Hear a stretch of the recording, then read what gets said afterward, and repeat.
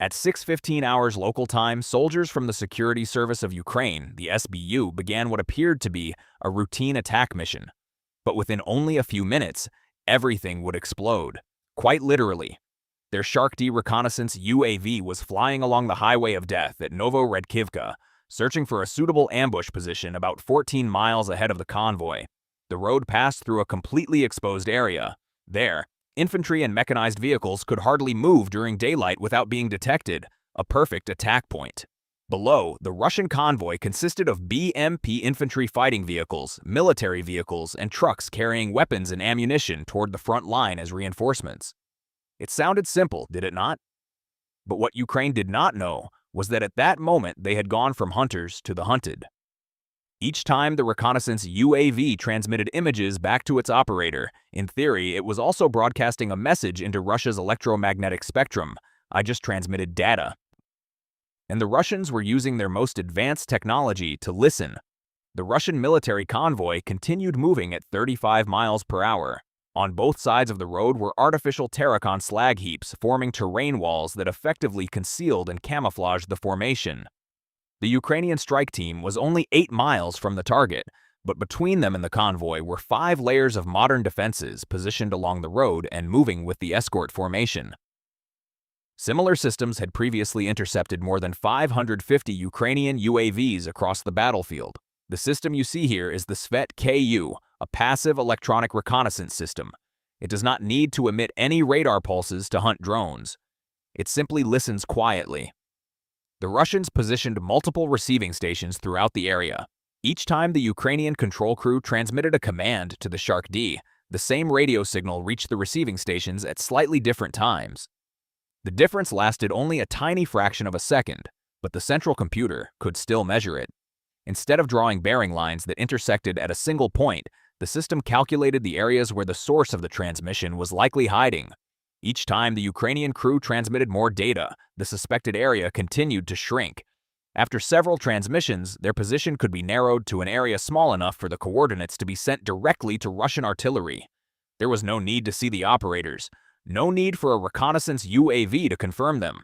It only needed to detect the signal, calculate the location, and open fire. 3 minutes later, artillery shells could land directly in the area that had just transmitted. The Ukrainian soldiers understood this very clearly. Therefore, they did not give the Svet-KU enough time to complete its calculation. The Shark-D control system continuously switched between 128 frequency channels every second. Each transmission lasted only about 0.3 seconds, just long enough to send one command packet. After that, the entire system remained silent for 33 seconds. The Russian receiving stations could still detect part of the signal, but just as the computer began narrowing the suspected area, the signal disappeared or switched to an entirely different frequency. Each transmission was too brief and too fragmented to produce a stable location fix. The Svet-KU knew that a Ukrainian control crew was operating in the area, but it could not determine exactly where they were. Without sufficiently accurate coordinates, Russian artillery could not open fire. The Shark-D remained under control and continued tracking the convoy as it advanced toward the open terrain ahead. The Ukrainian strike team still retained the element of surprise. The target had not yet been hit, but the first decisive battle had already taken place, and Ukraine had won it in the electromagnetic spectrum. But then the situation became worse. The Ukrainian surveillance receiver detected a control signal from a Russian Supercam S-350 reconnaissance UAV appearing to the east. It was not simply passing through the area. It slowed down, banked, and began circling in an oval pattern.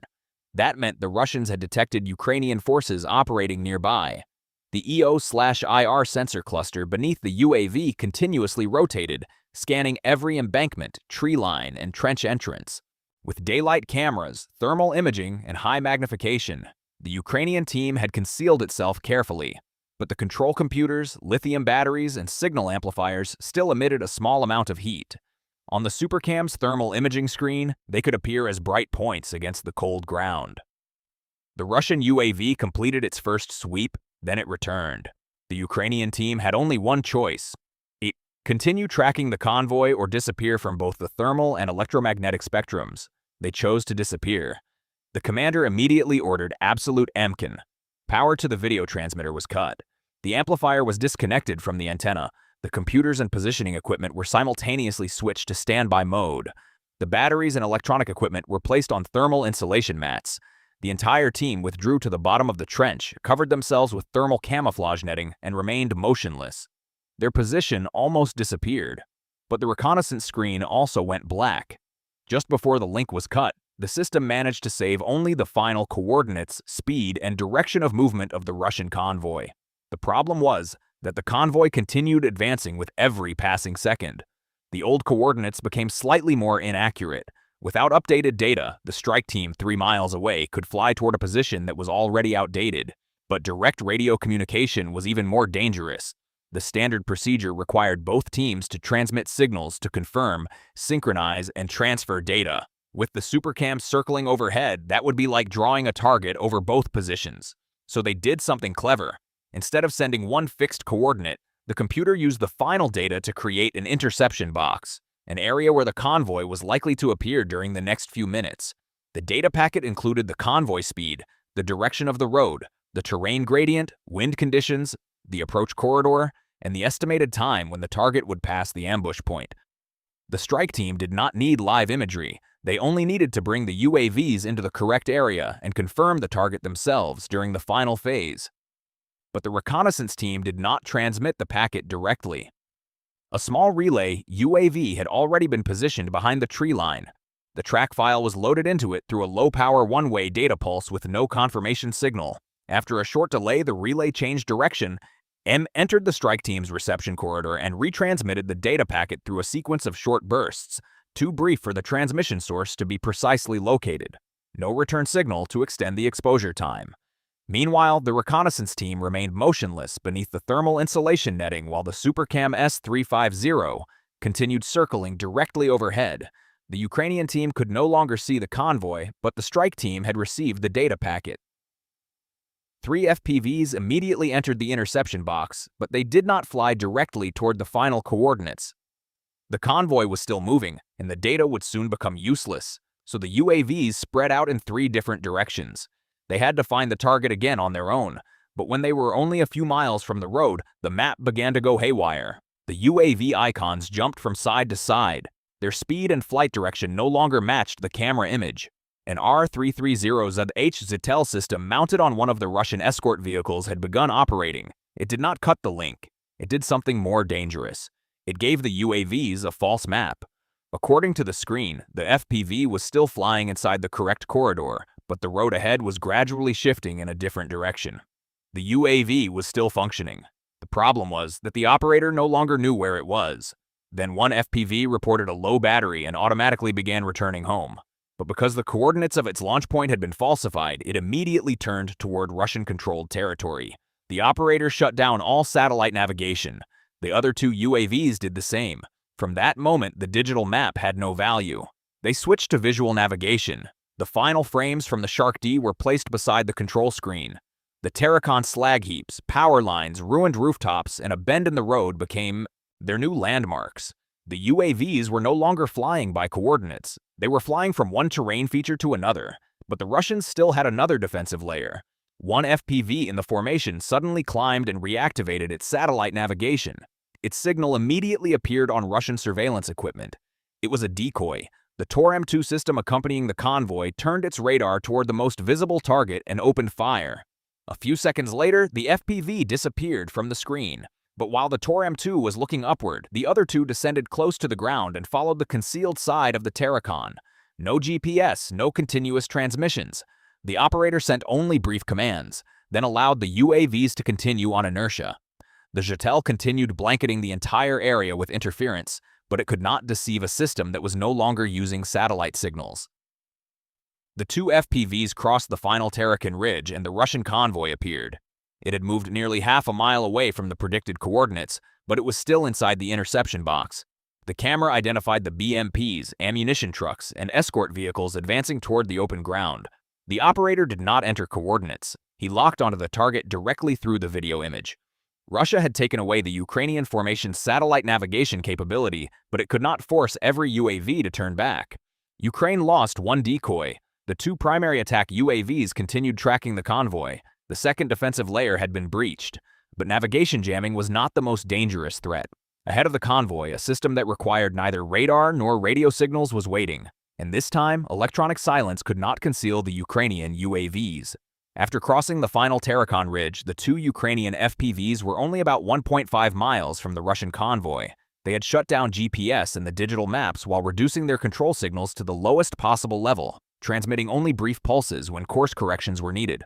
On the electromagnetic spectrum, they had almost disappeared. But the next defensive layer was not searching for radio waves. It was searching for shape, movement, and heat. From an elevated position beside the road, a Murom-P electro-optical station was scanning the area with daylight cameras, thermal imaging, and motion detection algorithms. No radar, no warning signal. It simply watched. When the first FPV crossed the open ground between two Terrakon ridges, the heat from its 4 electric motors and lithium battery caused it to appear on the screen for several frames. The target was only 5 inches wide and flying close to the ground, but that was enough.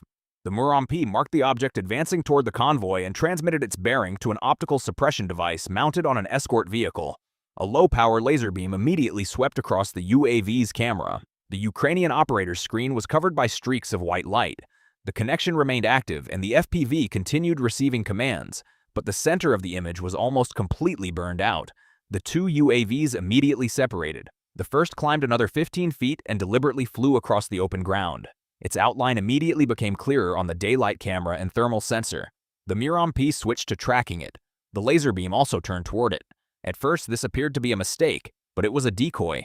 While the Russian system focused on the first UAV, the second FPV descended from about 20 feet to only 10 feet above the ground. Without GPS, it used optical flow to maintain its course. The system measured the movement of the terrain across each frame, allowing it to estimate speed and deviation. When the video was blinded for 3 seconds, the UAV maintained its last bank angle, speed, and heading.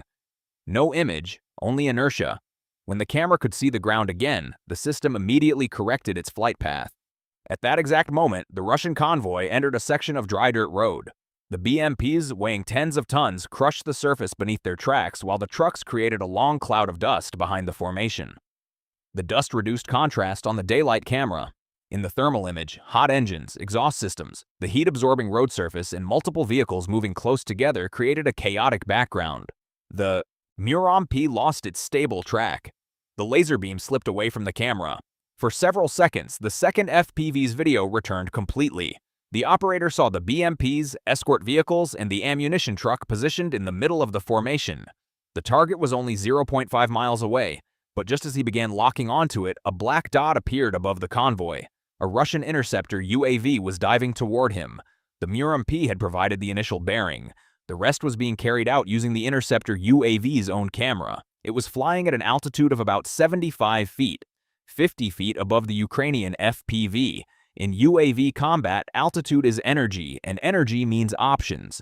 The Russian UAV dived at a 50-degree angle like a hawk striking its prey. The two UAVs had nearly the same maximum speed, about 140 kilometers per hour, but the Russian UAV carried no warhead. It only needed to collide. That made it lighter, faster to accelerate, and capable of making tighter turns. The Ukrainian FPV, however, was carrying 5 pounds of explosives. In an aerial battle, that was like entering a fighting ring with a backpack full of rocks. Every turn was slower. Every climb consumed more battery power. Their combined closing speed was now nearly 240 feet per second. At a distance of 1,000 feet, the two UAVs could collide in less than 4 seconds. 4 seconds to detect, 4 seconds to react, and 4 seconds to choose between evading or continuing directly toward the ammunition truck. A delay of only half a second would end the entire mission. The Ukrainian FPV immediately dropped in altitude. The Russian interceptor UAV did not fly directly into the target. From a distance of nearly 300 feet, it approached from a 35-degree diagonal angle above and activated its net launching module. A net nearly 12 feet wide fitted with 4 small weights at the corners deployed in midair. It did not need to cover the entire UAV. If even one strand wrapped around a propeller spinning at more than 20,000 revolutions per minute, the Ukrainian FPV would immediately lose balance.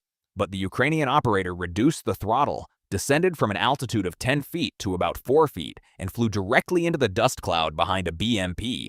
In less than 1 second, the Russian UAV's camera lost the target.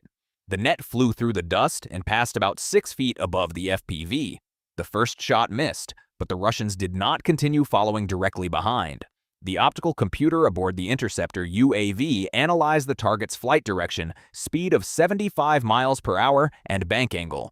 From that information, it calculated where the Ukrainian FPV would appear 2.5 seconds later. Instead of pursuing it, the Russian UAV accelerated to the right and followed a 200-foot interception path. It was moving to an intercept point. If the calculation was correct, the Ukrainian FPV would fly directly into the second net launching corridor. The problem was that the FPV's flight controller was still trying to keep the aircraft stable close to the ground. That prevented it from crashing into the road, but it also made the flight path far too predictable. The Ukrainian operator switched to fully manual mode. He disabled the self-leveling function and reduced power to the two left motors to 30% for less than half a second. While the two right motors remained near maximum power, the FPV did not turn along a normal arc. It slid sideways.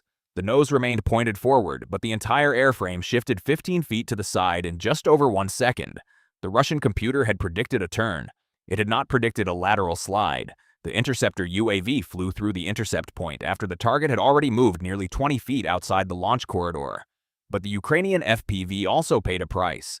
The battery voltage fell from about 22.1 to 20.6 volts within several seconds. The camera shook violently and the horizon tilted nearly 40 degrees before the controller restored stability. Every unbalanced change in motor power consumed energy several times faster than a normal turn. And the FPV still had nearly half a mile left to fly. The Russian UAV circled back from the rear left.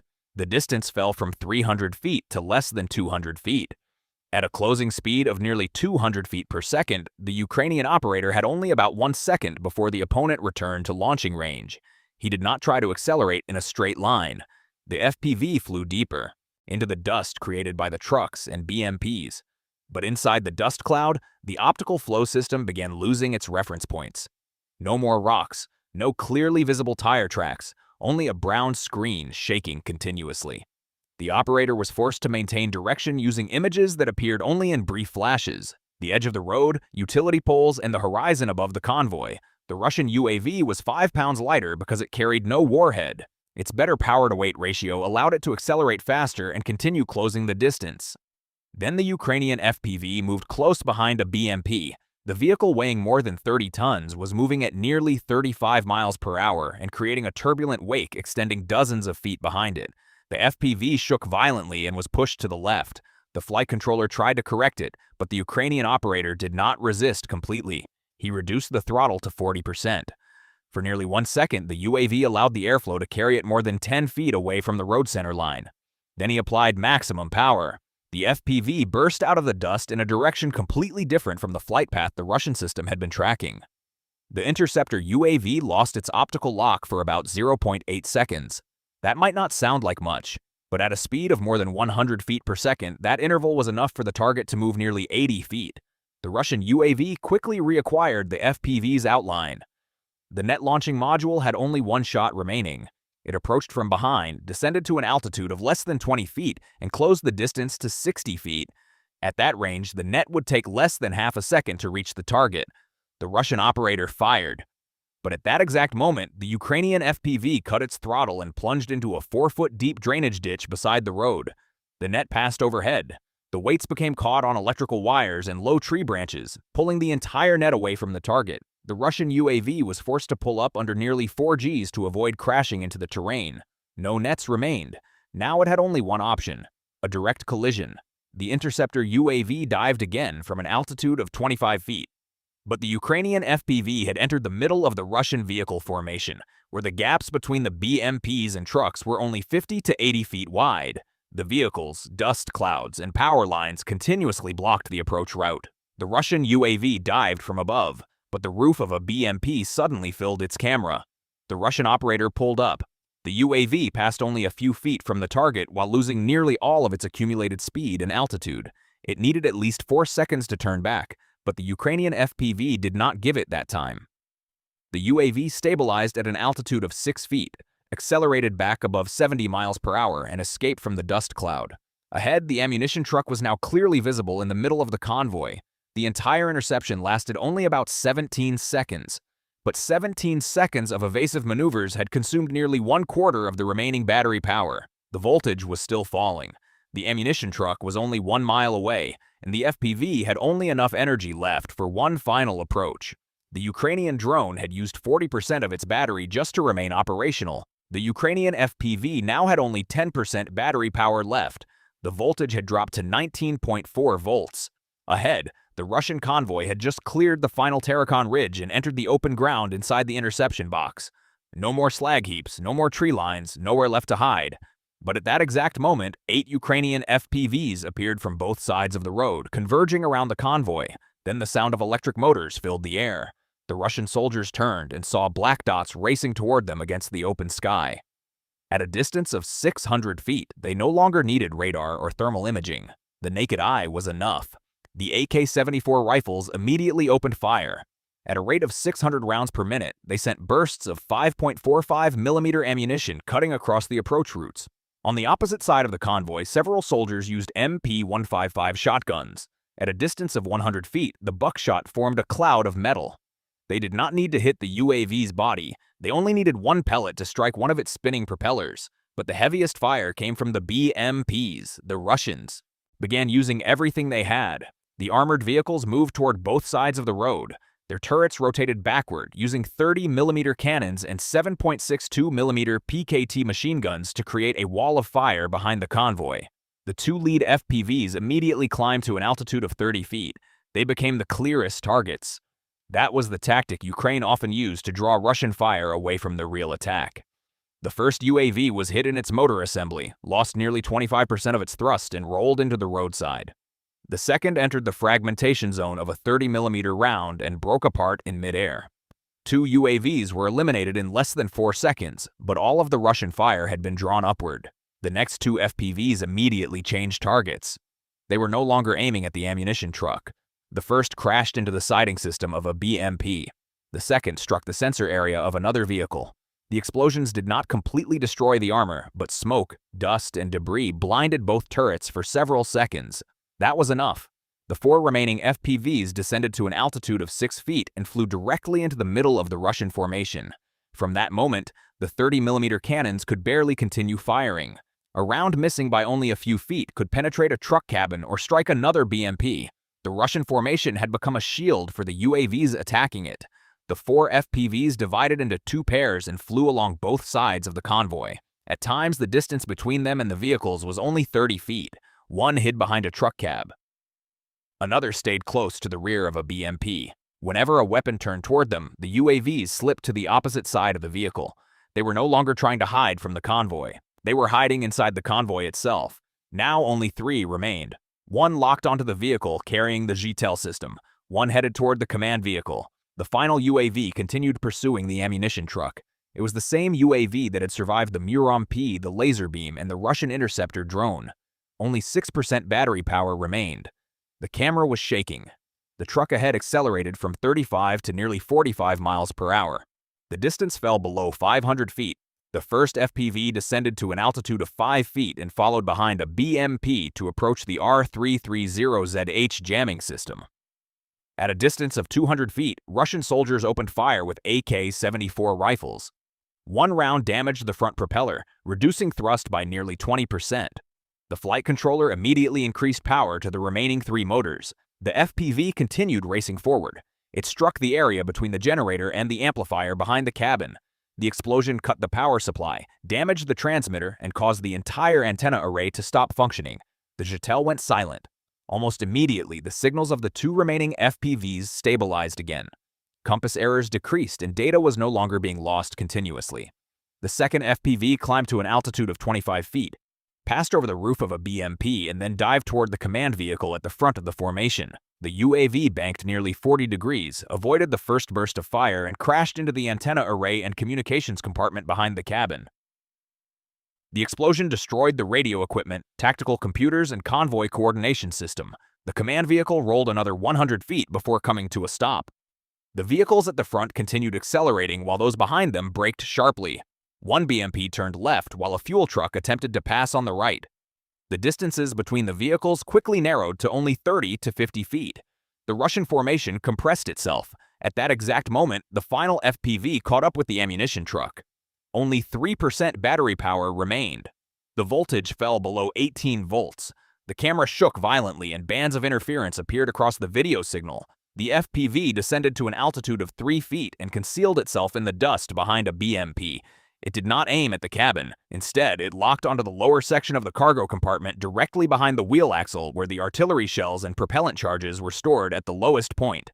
The warhead pierced through the cargo floor and ignited the propellant charges. The truck continued moving for nearly 2 seconds before the ammunition inside exploded. The secondary explosion lifted the vehicle's body nearly 6 feet into the air. The cabin was torn away from the frame, while the cargo compartment shattered into hundreds of steel fragments. The fragments damaged the optical systems and broke the track of a BMP behind it. A fuel truck less than 70 feet away also had its tank punctured. Diesel fuel spilled onto the road and ignited. A few seconds later, the fuel tank exploded. The fireball. The 30mm ammunition inside the BMP turret began detonating in successive bursts, continuing to spray fragments throughout the formation. The disabled Zertel also caught fire. Its electronic equipment compartment was completely burned out. Less than 90 seconds later, 3 major fires were burning in the middle of the convoy: the ammunition truck, the fuel truck, and the BMP whose turret ammunition was exploding. The remaining vehicles attempted to escape, but there was no longer any unified command. 2 vehicles collided as they both raced toward the roadside. One BMP became stuck in soft ground while another lost a track and blocked the road. The entire convoy was stopped in the middle of the open ground. Above them, the Shark D was reactivated. Its high-resolution camera recorded at least 3 destroyed vehicles, several others damaged, and Russian soldiers leaving the road. In modern UAV warfare, a 7-inch FPV does not need to carry a large warhead. It only needs to strike the correct system at the correct moment. If you believe this plan was precisely coordinated, press the like button and subscribe to Military Blue. In your opinion, which strike was the most decisive? The JETL, the command vehicle, or the ammunition truck? Leave your comments and continue supporting us. Goodbye.